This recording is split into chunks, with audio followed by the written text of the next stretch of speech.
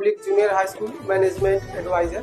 आप सभी क्षेत्रवासियों का, पढ़ने वाले बच्चों का विद्यालय परिवार की तरफ से हार्दिक शुभकामनाएं और अग्रिम भविष्य की बधाई देता हूं। आप आज हमारे सामने जो खड़े हैं, इंजीनियर अभय प्रताप सिंह, जो गोरखपुर के रहने वाले हैं और काफी लेबोरियस हैं एजुकेशन के प्रति। एजुकेशन में अलग अलग तरह के चीजों को रिसर्च करते रहते हैं, बच्चों तक कुछ अलग और बेटर पहुंचाने का, और एक्सपीरियंस्ड मैथ्स के जो स्किल्ड, जो कहा जाता है बेटर स्किल्ड टीचर है।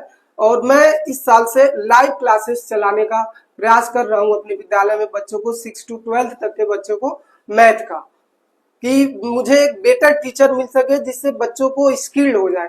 जो टीचर बाहर के, केरल के या अलग अलग अच्छे टीचर विभिन्न जिलों के आने तक असमर्थ है, क्योंकि उनकी सैलरी ही इतनी अधिक होती है, 45,000 से लेकर के 1 लाख तक, जो एक मीडियम क्लास का, मिडिल क्लास का विद्यालय देने में असमर्थ होता है।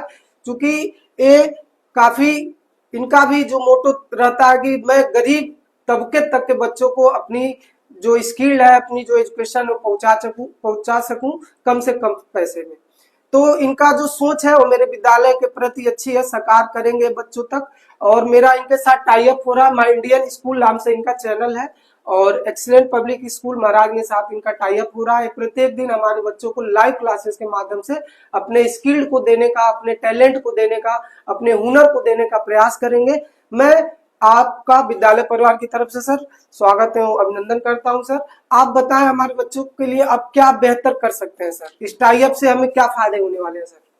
पहले तो बहुत बहुत धन्यवाद एक्सीलेंट पब्लिक स्कूल और आपका भी।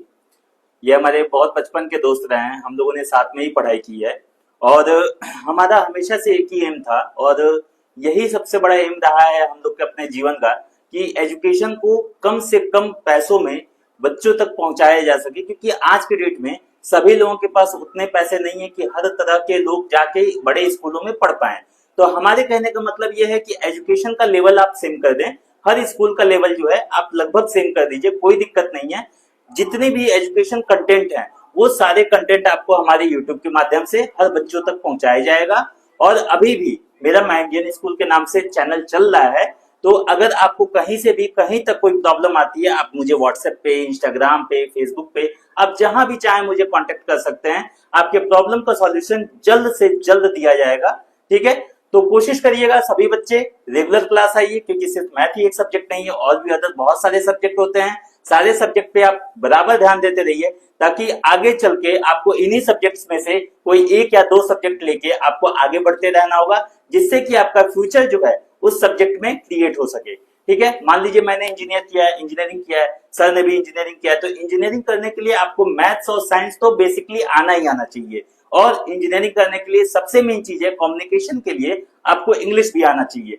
तो एक तरह से जब आप देखेंगे ग्रुप ऑफ स्टडीज की, जब आप बात करेंगे तो वहां पे बहुत सारे सब्जेक्ट आ जाते हैं। सारे सब्जेक्ट्स आपको आने ही आने चाहिए। आज के डेट में आप देख लीजिए, आप एसआई का पेपर दे लीजिए, आप कोई भी दुनिया का पेपर दे लीजिए, इवन इंजीनियरिंग के जो एंट्रेंस एग्जाम होते हैं वहां पे भी आपके जीके जीएस से क्वेश्चन आते हैं।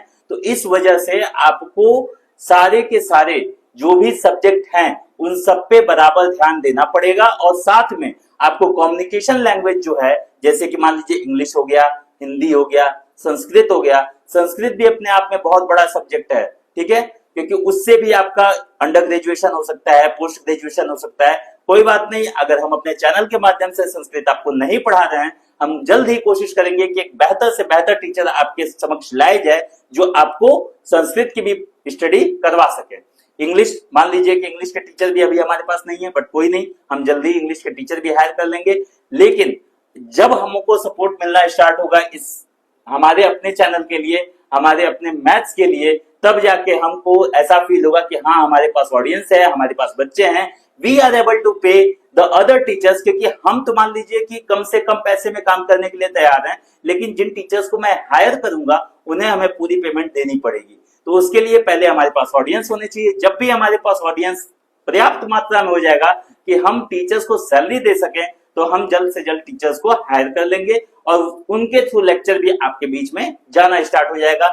ये सर हमारे एक्सीलेंट पब्लिक स्कूल से हैं, इनके चैनल पे भी हमारा जो वीडियोस होगा वो जाना स्टार्ट हो जाएगा।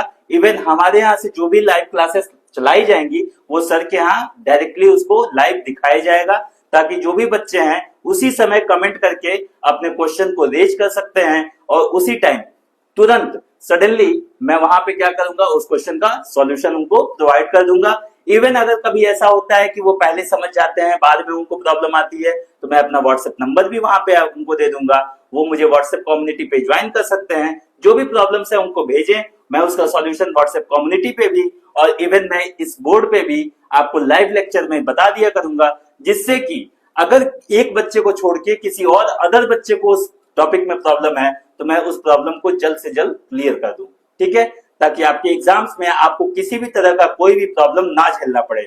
और दूसरी चीज मेरा हमेशा टारगेट ये रहता है कि नवंबर से दिसंबर तक आपका पूरा का पूरा सिलेबस कंप्लीट हो जाए, जिससे कि आपको जनवरी में टोटल फुल जनवरी जो कहते हैं, जनवरी में 31 दिन होते हैं, जिसमें से 21 दिन 21 डेज 3 हफ्ते का समय मैं आपको दूंगा या आपसे लूंगा, जिसमें मैं सिर्फ और सिर्फ आपको मॉक टेस्ट कराऊंगा।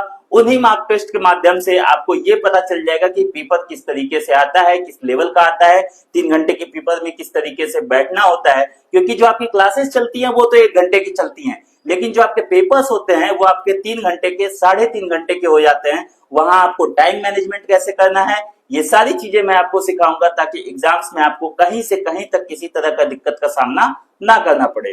तो चलिए दोस्तों, मिलते हैं आपसे नए वीडियो में, अगली वीडियो में। तब तक के लिए धन्यवाद, नमस्कार।